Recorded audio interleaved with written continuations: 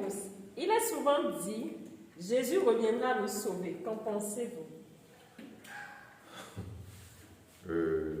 Vous savez, il est temps que nous finissions avec cette philosophie. Et si je dois vous répondre, il faut que je fasse comme exactement les mathématiciens. Quelle est la particularité des scientifiques? C'est que lorsque vous exposez un sujet à un scientifique, la première notion, c'est de définir d'abord le concept. Alors, il y a beaucoup de possibilités de définition liées à Jésus. Si je définis Jésus en tant que âme supérieure qui aurait pris corps pour venir sur la terre, je vais dire à mes chers Africains, détrompez-vous. Il ne pourra pas venir vous sauver. Chacun est libre de s'accrocher à sa vérité. Mais détrompez-vous, vous perdez votre temps. Imaginez un trou béant et qu'il y a un rocher devant là-bas et un rocher ici, mais à l'intervalle là, c'est un trou béant. Et vous ne pouvez pas sauter de ce rocher sur l'autre, mais vous quand même vous devez passer. C'est-à-dire une affaire de pont. Alors qu'est-ce que vous allez faire? Soit vous sortez de votre maison avec une planche longue, et à ce niveau-là, vous posez la planche sur les deux pyramides, fabriquant les deux rochers. Vous passez sur la planche et arrivez là-bas, vous retirez votre planche et vous continuez votre chemin. Deuxièmement, vous êtes peut-être un acrobate. Et avec un petit bâton et avec tout ce que vous savez de vous-même, vous posez le bâton et vous sautez comme un saut à pêche et vous tombez là-bas et vous continuez.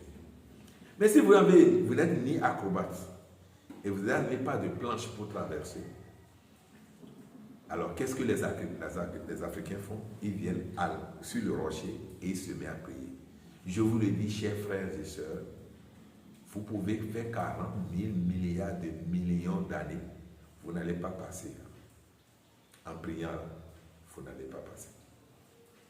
Si vous voulez passer, vous êtes obligé, si vous êtes si fort avec la prière pour passer, vous êtes obligé de retourner dans la métaphysique de vos ancêtres, quitte à fondre dans l'énergie cosmique pour tomber là-bas et continuer.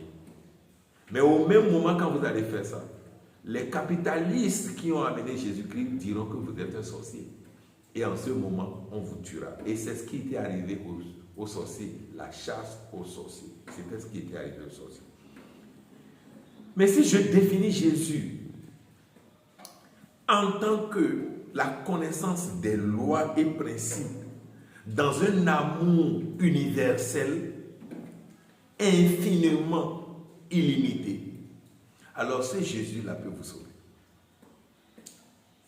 Mais vous avez du mal à aller vers ce Jésus parce que votre cœur est bourré de rancune, est bourré de jalousie, est bourré de tout ce qui est critique, de tout ce qui est mésentente pour votre prochain. Votre prochain vous gratte. Sa présence juste vous gratte. Il s'habille, vous êtes énervé. Je dis ça parce que quand j'écoute les vidéos sur YouTube ou TikTok, l'autre rentre dans la parole que l'autre a dit. Alors qu'en réalité, si tu n'apprécies pas, ferme ta bouche, tu n'as pas besoin de l'insulter. Tu n'as pas apprécié, c'est bien. Mais tu peux dire, mon frère, j'ai entendu ce que tu as dit. Mais il y a encore à dire. Ou il y a encore des débats autour. On peut reprocher quelque chose à quelqu'un sans le gêner, sans le titiller, sans l'irriter. Mais ce n'est pas ce que nous faisons. Jésus ne peut pas venir vous sauver tel que vous avez imaginé. Vous savez pourquoi? Parce que quand il était là, il ne vous a pas sauvé. Comment quand il était là, il ne vous a pas sauvé? Et c'est quand il va revenir qu'il va vous sauver. Mais qu'est-ce que vous dites? Il est retourné prendre plus de pouvoir pour revenir vous sauver. Il était retourné vers le Père prendre plus de pouvoir pour vous sauver. Mais écoutez, c'est fini là, s'il vous plaît. S'il vous plaît. Faites du mot Jésus. Essayez d'insérer un i à la fin, donc suis, et séparer le je de ce suis. La seule chose qui peut vous sauver, c'est Jésus. Personne ne peut vous sauver. Un marabout ne peut pas vous sauver. Un bokon ne peut pas vous sauver.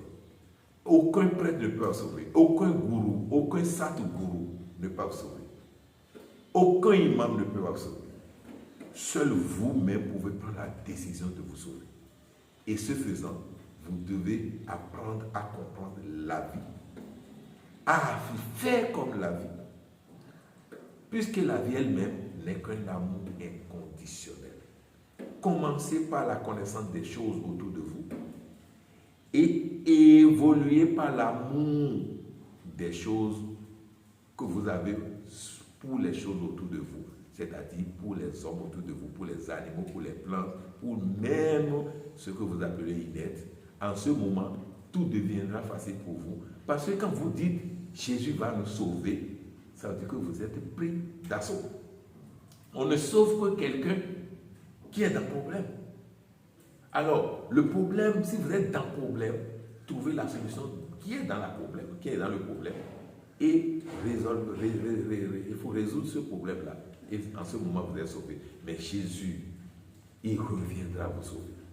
Mais c'est fort, ça, c'est super bizarre d'entendre ça. Et quand les Blancs vont vous écouter en disant cela, ils seront fiers de vous utiliser. Jésus n'empêche pas, Jésus n'est pas en train d'empêcher l'OTAN et la Russie aujourd'hui. Mais regardez le nombre de personnes qui vont mourir par rapport à cela. Et vous, en tant que morpion, comparé aux galaxies, vous n'êtes même pas plus gros qu'un moustique. Et vous pensez qu'un être si cher va descendre pour vous sauver. Lui-même est si petit par rapport à d'autres grands maîtres. Je vous le dis en vérité, puisque la Terre est trop petite. Il y a des planètes où les êtres qui sont dessus sont suffisamment illuminés. Et Jésus, même quand il va voir ces êtres-là, de très loin, il va se coucher. Vous savez pourquoi? Parce que lui, il a dit. Il dit, sur la terre, il n'y a pas un être plus grand que Jean-Baptiste.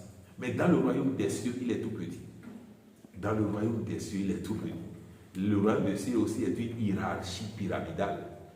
Et ce n'est pas Jésus qui est au sommet. Non. Il évolue aussi vers le sommet. Puisque Dieu même est infiniment illimité. Donc lui-même n'a pas encore réalisé son infiniment illimité, puisque c'est infiniment illimité. J'ai dit.